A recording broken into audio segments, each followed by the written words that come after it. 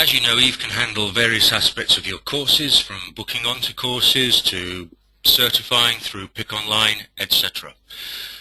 And there are options associated with how you want Eve to handle courses, and we'll find those by going to Tools, Options, and All PCs from the top menu within Eve.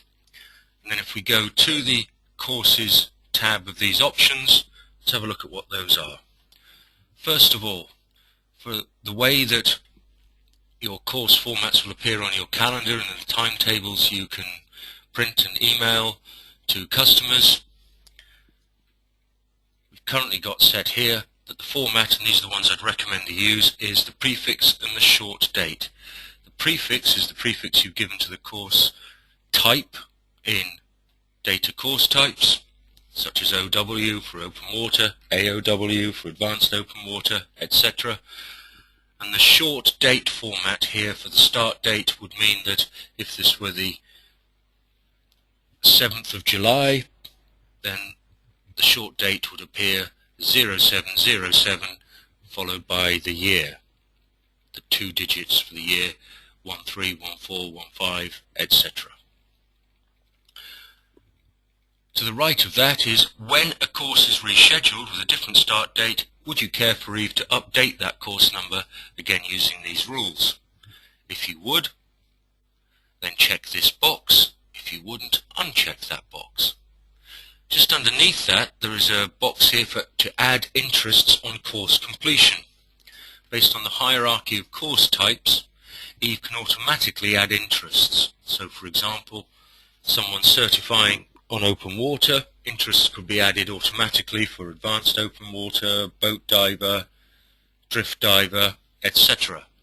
I'd be cautious if I were you with adding that, because those become automatic interests and they're not perhaps genuine inquiries and interests about completing that course. During course creation, when you're setting up courses, available to see on other videos, would you care for Eve to insist on at least one module being on the start date, the end date, for Eve to ensure that it's only staff and employees that you have said can teach that particular course, to be able to be added to that course? For booking customers onto courses, you can do that through the sales module or through the courses module.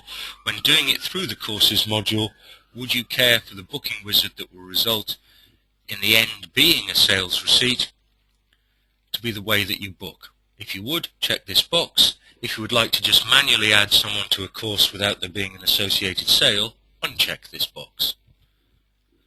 When selling courses, Eve for course and trip types can have both a full price and a deposit price set against those stock items. Would you care for the default to be the full price or the deposit amount? In either case, if you have the privileges as a user, you can change that, but what would you care for the default amount to be? In this case, as you can see, I've chosen full price.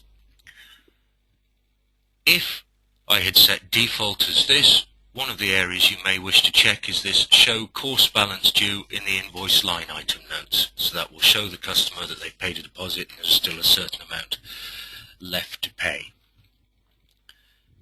To the right of this form, you'll see options about when courses are pasted onto the calendar. Would you care for Eve to use the stock items from the course being copied, use stock items to sell that course based on rules you previously set up, or if the original items don't match those rules, do you want Eve to prompt you to set a new stock item or to use a previous stock item? Whilst getting used to Eve, I would suggest this radio button here is the one to select. Very important options towards the bottom right are for when Eve will integrate with Pick Online. And when Eve does that, and you certify someone within Eve, the default will be that that certification is marked as pending.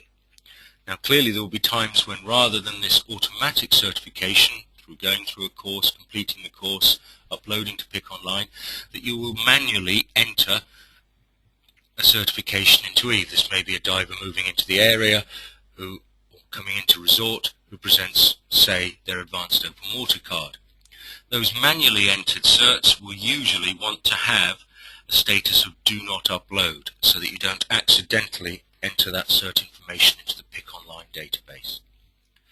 Return Card 2 options, the options within the Pick Online services for use with Eve, are that card as a default can be returned to the instructor, the store or the student.